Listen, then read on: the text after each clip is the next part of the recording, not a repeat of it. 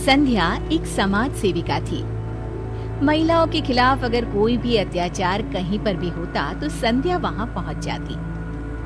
देखो हरिया, तुम्हारी बीवी को तुमने वो हक नहीं दिया जिसकी वो हकदार थी। अरे नहीं नहीं संध्या दीदी, ये तो बहुत ही अच्छे हैं, मेरा पूरा ख्याल रखते हैं और हमसे बहुत ही प्यार भी करते हैं।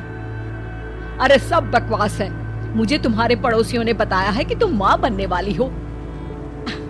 हाँ जी दीदी, बस ऊपर वाले का आशीर्वाद है। अच्छा, यही तो अत्याचार है। तुम्हारा पहले ही एक बेटा है, फिर ये दूसरा बच्चा क्यों? अरे बच्चे को पैदा करने में पूरे 9 महीने का समय लगेगा, फिर उसकी देखभाल, पालन पोषण, क्या तुम इसके लिए तैयार हो? हाँ जी दीदी, बात तो सही है, लेकिन क्या करे, एक बिटिया हो जाए तो परिवार पूरा हो जाएगा ना।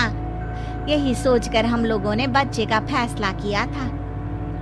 अरे ये अत्याचार है, महिलाओं के खिलाफ है ये आदमी। क्यों आखिर यही बेचारी बच्चा पैदा करे? अरे वो क्या है ना, ये तो कुदरत का नियम है दीदी, हम तो कुछ कर ही नहीं सकते। कर सकते हो, क्यों नहीं कर सकते हो? सभी हैरान होकर संध्या को देखते हैं। अब मेरे कहने का मतलब है तुम उसकी मदद कर सकते हो, घर के काम में, उसकी देखभाल में। हाँ हाँ, वो तो हम जरूरी करेंगे दीदी, आप ना निश्चिंत होकर जाइए जी। संध्या वहां से चली जाती है। अगले दिन औरतों के जमावड़ों के बीच, देखो मैं साफ कह दे रही हूँ कि महिलाओं को घर में बराबरी का दर्जा मिलना चाहिए। अरे वो कोई काम करने वाली नौकरानी नहीं, बल्कि घर चलाने वाली महारानी है, महारानी। अरे सही कह रहे हो दीदी, सारा दिन हम घर का काम करती रहती हैं, और हमारा भी तो मन करता है कि झोला उठाए और निकल जाए खरीदारी में। अरे तो क्यों करती हो काम?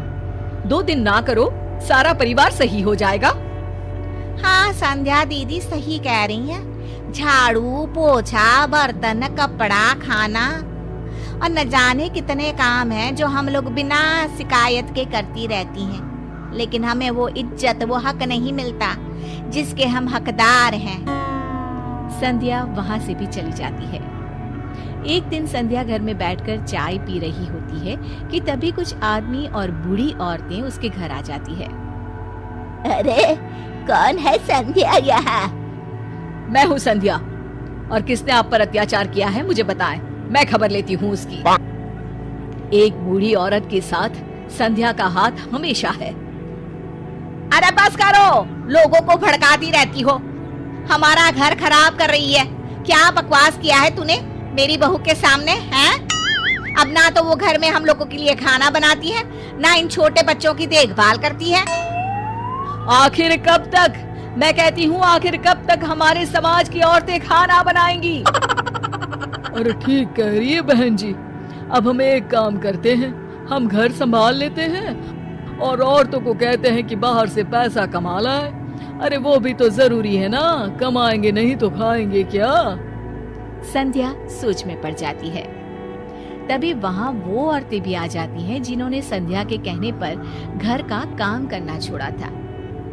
नहीं नहीं, मैं घर का काम कर लूंगी, लेकिन बाहर जाकर पैसे नहीं ना कमाऊंगी। हाँ। अरे क्यों भाई, एक तो काम करना ही पड़ेगा ना, या तो घर का या बाहर का। हाँ बहू, पति पत्नी गाड़ी के 2 चक्के की तरह होते हैं, दोनों मिलकर ही तो गृहस्थी चलाते हैं। इसमें हक नौकरानी या बेइज्जती जैसी कोई बात होनी ही नहीं चाहिए। और सुन संध्या, अगर महिलाओं के हक की बात करनी है तो उन घरों में जाओ जहां सच में महिलाएं घरेलू हिंसा की शिकार होती हैं। मैं समझ गए आंटी जी कि असली फेमिनिज्म यानी नारीवाद क्या होता है।